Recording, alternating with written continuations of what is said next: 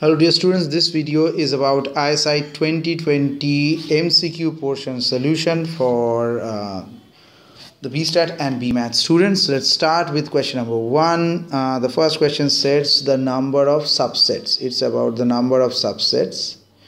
Okay, so the number of subsets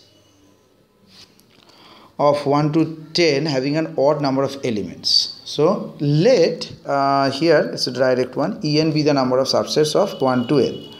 Okay, we can do that, and this is a set. So now let S be another one, 1 to 10 dot n. Now be a subset having this having an odd number and this having an odd number of elements. Now as n does not belong to S, so obviously S can, in this way the actual value will be this.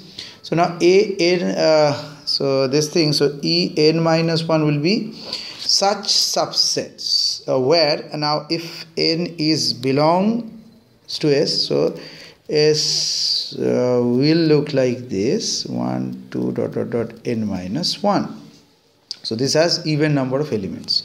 So now there are 2 to the power n minus 1 minus a n minus 1 of these kind of subsets. So the final formation we can write En equal to En minus 1 plus 2 to the power n minus 1 minus E of n minus 1. So which is nothing but 2 to the power n minus 1 by the set formula. So E10 as they have given, so today is 5 1 2. So the answer is B. Forwarding to the next question. So the function of real values. So the function of real values and about its differentiability they have given. Okay. So the given function is x plus mod x plus mod e to the power x. So is it differentiable everywhere? So which one is true? So remember that in this case mod x value is differentiable everywhere except x equal to 0. Okay, this is a bit of a conceptual question. Mod of x plus 1, if you take, this is differentiable everywhere except x equal to minus 1. How I get it? Just put it equal to 0 and you will get it. Okay, so this is like the mod x. Okay, so values can go if plus in the minus in this side, plus in this side. Okay, so this is a mod of x minus 1 actually. So they are changing, and with respect to y also the values changings are happening in the upside and downside. E to the power x is obviously differentiable everywhere, and fx is differentiable so everywhere except 0 comma minus 1. So 0 and minus 1 except these two. So B is the answer to this question. Next one is f is a real valued differentiable.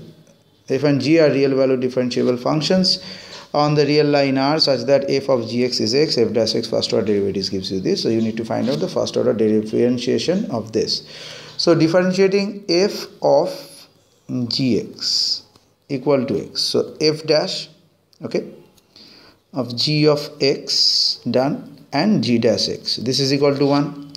Now g dash x is 1 by f dash of g of x, which is nothing but 1 by 1 plus f of gx whole square, which is nothing but x again this value. So 1 by 1 plus x square.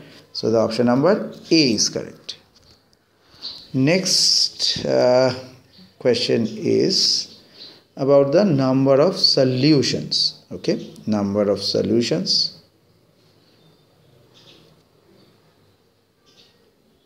of e to the power x equal to sin x. Very common in my classes also. I have done these kind of sums many times. So e to the power x and sin x, two graphs. That was e to the power x equal to x.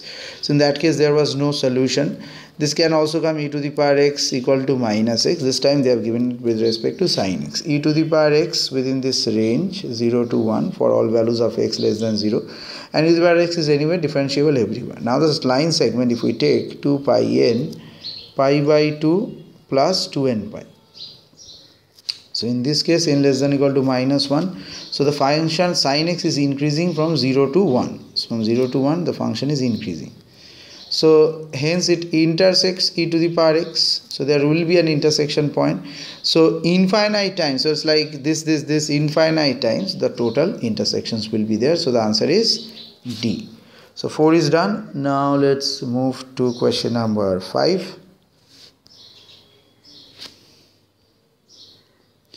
What is the limit of e to the power minus k by n as n tends to infinity? Okay. So now if we take it 0 less 1 by n less 2 by n less dot less than n. So there is a structure from 0 to 1. So with respect to each segment as k is there.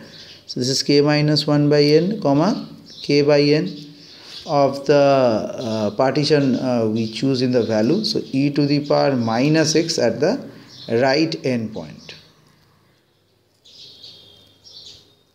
Okay, so corresponding to the Riemann sum, you can see it in my notes, this has been provided, 1 by n summation of e to the power minus k by n. So this is 0 to 1 normal structural form e to the power x. So 1 minus e to the power minus 1 as n tends to infinity. So that is option number C. Okay, proceeding to the next question. A group of 64 players.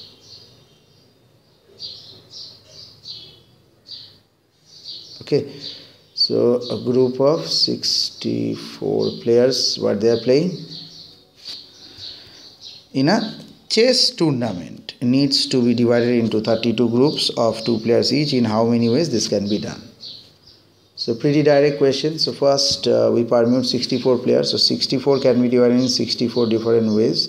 And then the group of first two, second to first two, second two. In that way 32 groups. But inside each group, then 2 players can get permutated, so that is factorial 2. So we divide 64 factorial by 2 to the power 32 ways. Hence we can get the interchange when we divide by 32 factorial. Now this will be divided into 32 different, so group, this is for groups can also be interchanged. Okay, so hence option number A is correct. So 1 to 6 is been done, 7 to 12 will be done in the next video.